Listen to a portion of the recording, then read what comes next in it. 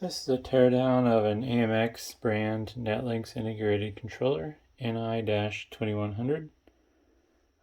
Just some fair warning, I am going to be using my drill in this video, and I do not know how to edit videos very well. So things might get loud when I use the drill. I would recommend against watching this with headphones on, I suppose. Maybe it won't be as bad as I think it will, but fair warning, sorry if it is loud. So I think on this one I'm going to start on the back because of easy access.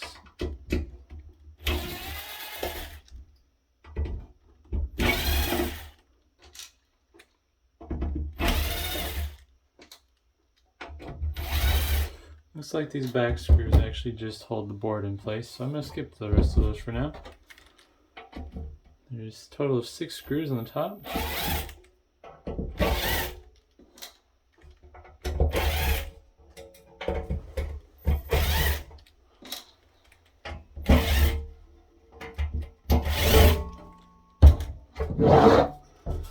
I cannot fit this in frame while I get the side screws, so I'm just going to take it off the side here. There's 3 screws on the side, plus the screw mounts for the rails, or the rack ears, I'm sorry.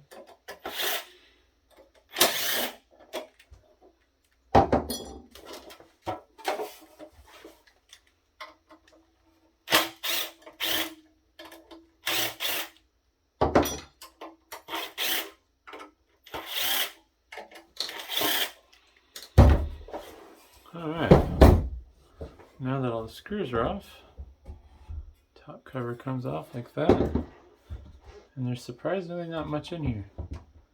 I am going to remove the rest of the back screws real quick to retrieve the main board.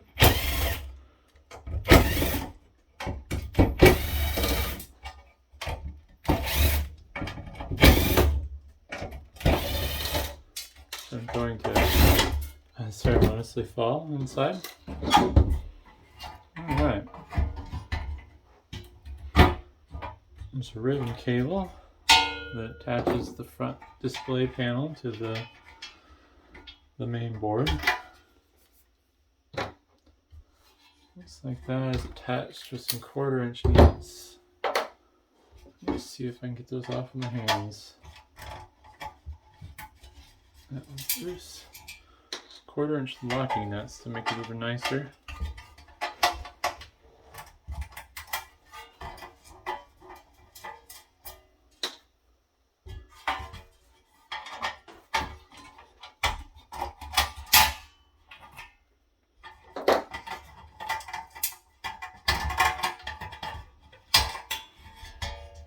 Alright, case out of the way. This is the front display board. Just some LEDs and some what look to be off-the-shelf controller chips. Zoom in a little bit.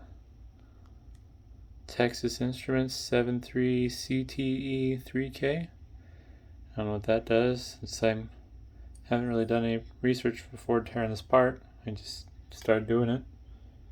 But I'm guessing that has something to do with controlling the LEDs.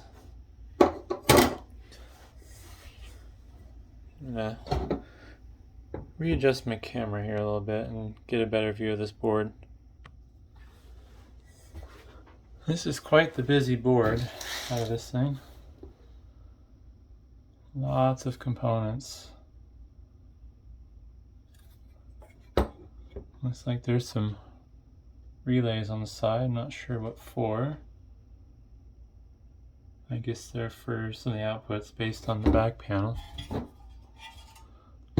There's 4 relays here, and this is showing 4 relay outputs. So it must be for controlling high power stuff, or higher power I guess. Relays are good for 3 amps at 125 volts AC. I'm not going to get that under the camera. Or 3 amps at 30 volts DC with a 12 volt coil. And they're through hole soldered, so a person could salvage those and use those for something else if they wanted to. Not sure what's under these stickers. Let's see if I can get one off. Might not be readable.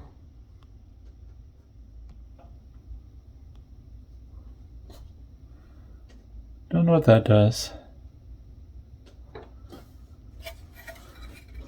Then I got this board here, which is attached to the motherboard. No, that's not the right size socket. It looks like a Phillips.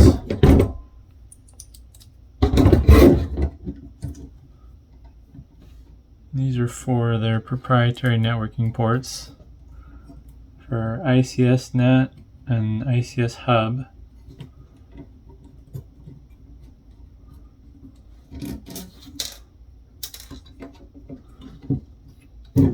Don't know if this is an optional feature or if this is something that they just couldn't get on the board for various reasons.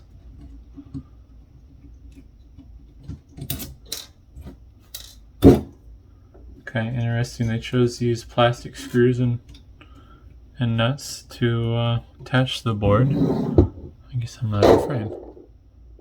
Zooming out would help as well. There we go.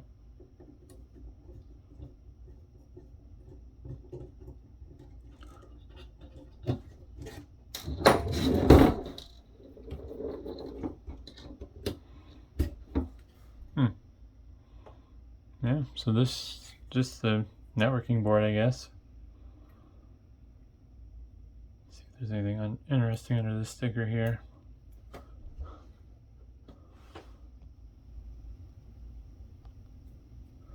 Just a Toshiba chip of some sort.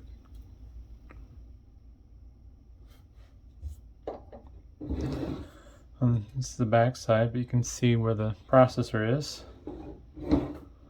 Looks like this is a CMOS clock, and I believe it appears to be socketed.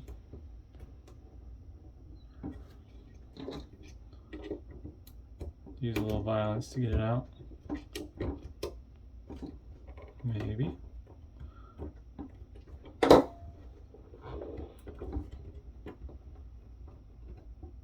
There we go. Guessing it wasn't meant to be serviceable, but it's kind of neat. It's actually not socketed like I thought it was. It's mounted on top of a chip. Flip that around, that way the orientation's right. Both ST branded. Timekeeper Snap Hat contains lithium cell. And this is the chip it's on top of. Let's see if I can get that to focus. M41ST85WMH6. Not sure what it does. Some sort of maybe BIOS or CMOS chip, or maybe it's volatile storage. Has a CF card slot next to all the power filtering and input area. Just a basic 128 meg. Those are still kind of handy, especially since they don't make CF cards that small anymore. But it's the DC input area. A few voltage regulators and filter caps and whatnot. Then on the other side, this is an Ethernet port, which is a different function than what these ports did. I believe this is the AMX proprietary communication system. Processor must not require any heatsink or anything, because there was no heatsink on this when I removed it. And I believe that would be a memory chip for the processor. But yeah, pretty densely populated board. This board has some decent weight to it, a lot heavier than you'd expect it to be. But yeah, I don't know, kind of neat. I was not expecting this to be constructed the way it is, considering the size of this. I'm not sure why they made this metal part so thick when it's basically, get this oriented right, just this board here and the board in the front. Honestly, they could have made this a lot smaller. I don't know if it would have been more challenging or not to make it smaller, but they could have even gone as far as to mount this board on here somehow, maybe even. But I'm not a board designer, so I could just be an idiot rambling on nothing. So thanks for watching.